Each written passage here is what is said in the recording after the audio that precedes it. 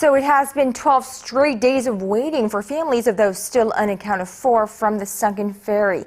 Most have been camping out at Jindo Auditorium, and with no word of any more bodies recovered today, the mood really cannot be good there. So for more on this, let's go live to our Connie Lee on the site. Connie, how are the families doing?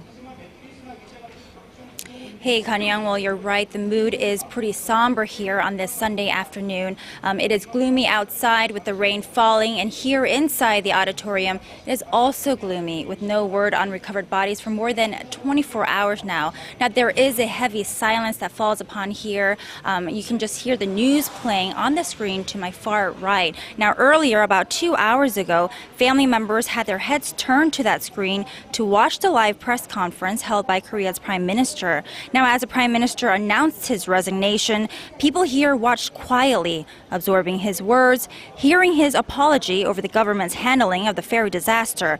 Soon after the press conference was over, we saw family members gather together in groups of 4 or 5, discussing amongst themselves quietly. But the general mood is of sadness plus a bit of disappointment. I talked to some people here, and they say that their greatest concern right now is the search and recovery process and whether their loved ones could be found today. But they believe that the fact that the Prime Minister just called it quits before more than 100 people are found was irresponsible of him. I talked to one of the relatives of the missing, and here's what he had to say. 사태는 생겨나면 빠르지 않느냐, 나의 개인적 생각에. 네, 그렇죠.